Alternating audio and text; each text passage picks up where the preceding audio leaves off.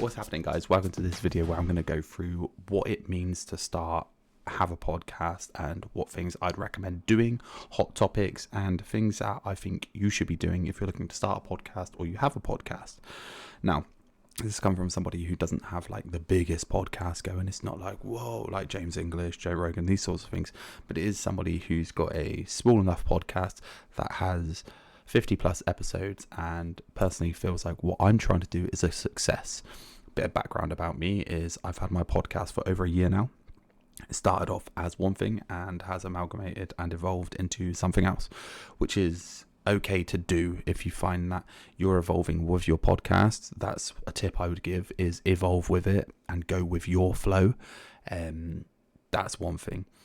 But when starting a podcast, the easiest thing to know is you don't need too much to start, except from a good brain, something to talk about, good content, and that's about it. You can literally start a podcast from your phone. Not that I'd recommend doing that, but you could do that. Audio quality is a massive thing, so you get yourself a microphone. This one isn't actually super expensive, to be fair. I am upgrading soon. I'd recommend like a Blue Yeti or something like that. And if you want to do video podcasts, get yourself a good camera because quality is key. There's other things to look out for as well, is depending on what type of podcast you're going to have. If you're going to have a solo podcast and you're going to be talking just yourself, you don't want to sound too scripted. So just give yourself some notes and then go from that, because if you're just reading from a script like a story, it does seem to get a little bit boring and you lose your personality. Now, if you're doing guest-based podcasts, for me, I find the best way to do it is I actually try and be raw and unfiltered. So my research is as little as possible, believe it or not.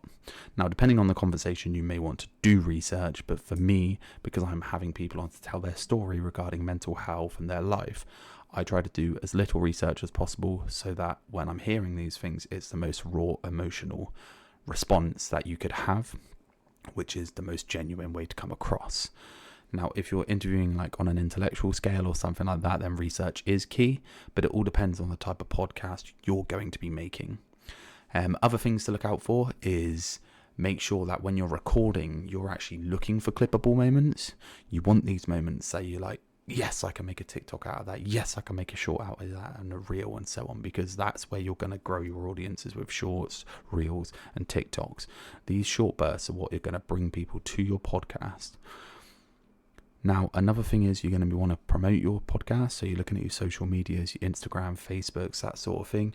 A lot of people will tell you to have blogs, websites. I don't actually do any of that. Twitter, Reddit, Facebook, Instagram, and TikTok, they are your best friends when it comes to social media and promoting your podcast. And what you want to do is you want to hook your listeners within the first 15 seconds. Something I've learned recently is having an intro is key. So in that intro, you want to have good clips. So those clippable moments you want to put at the start of your video. So when somebody sees it, they're like, wow, this is, where does this go? Where does this come from? How do they get to this? And then go from there. Make everything you do valuable for everybody. So if you're having guests on, you need to make that valuable for that guest. Otherwise, why would they come on your show? You know, so my hook to my guests is why I want you on here is to help other people. Now, depending on the type of guest you have, they might be looking to grow their own social media. They might be looking to grow their own podcast or something like that. So you've really got to make it mutually beneficial in that sense.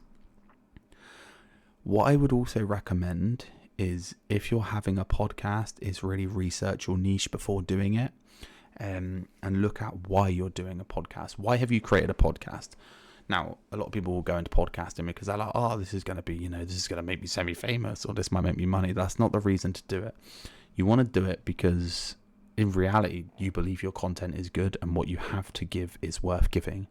That's my biggest advice, because if you're going in it for money, it's very easy for people to read and see that you're going in it for the wrong reasons.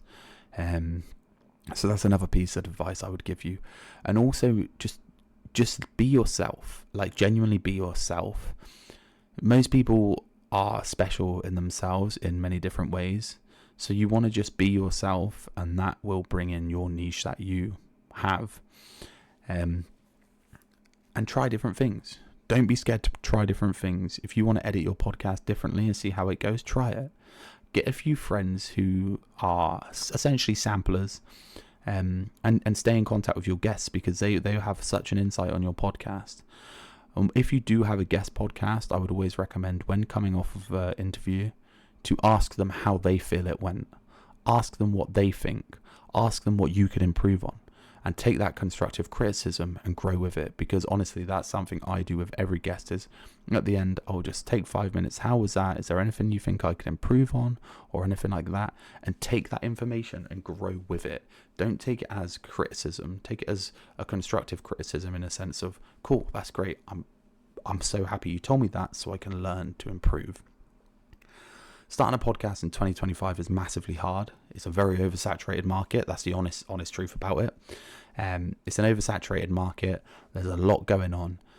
The podcast industry, there are some people who are a little bit snaky as well. They're going to act like they want to help you, but then they might come just for clout. There is a lot of negatives to it. But the positives are, if you've got a message to send, it's the easiest way to send that message, and it's completely free to do. Now, I host using Podbean. It does cost money, but it's not a lot of money. Podbean for me is good. You get good insights on your stats. You can see what gender's listening, where they're listening from. You can see episode stats. There's all sorts on there, weekly stats, daily stats, and so on. So I use Podbean, and I record using Riverside. Now, Riverside is an amazing, this is not an ad, by the way. Riverside is great. You've got so much AI that can help you with editing, voice changing, fixing audio. I record remotely, so it's great for the camera angles. So that's another thing to talk about, is when you're recording. So I started off doing physical recording, but it's super hard to get guests. Personally, for me, remote podcasting is great, because I can speak to people all around the world. You know, you're not putting any monetary value into getting people on your show, so it's super helpful in that sense. So Riverside for me is really good, but again, it all depends on how you want to record. I'm recording this video here using OBS because I don't need to have a guest on with me. There are lots of free options. You can, in theory, just get OBS, record a podcast, and upload it to YouTube and leave it there. Now, personally, I use Podbean because it does also help me get the podcast out to Apple Podcasts, Spotify, Deezer, Amazon, all of these places. It depends where you want your podcast to be. So that's another thing to look into. But the reality of this video is just to say that having a podcast isn't easy. It's very time consuming. It's very costly as well. I'm earning no money from my podcast, but I'm paying out £70 plus per month without even thinking about the kit to get started. And then it's the time that goes into it, editing, creating thumbnails, booking the guests. You're looking at other things such as sharing your TikToks, sharing your reels, editing those reels, finding the clips. There's so many things that are time consuming, so it is not for the weak. So it is not as simple as I'm starting a podcast and I'm going. There is a lot of the work that goes into it. But if you would be proud of your content, I would recommend doing it and getting it done.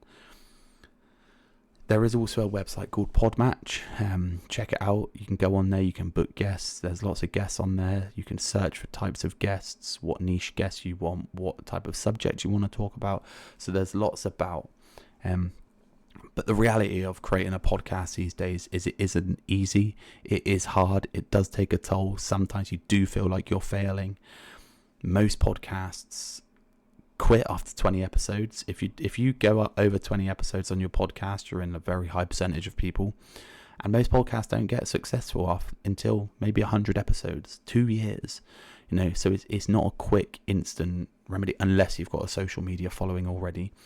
You will see these people who do start a podcast and it's instant success.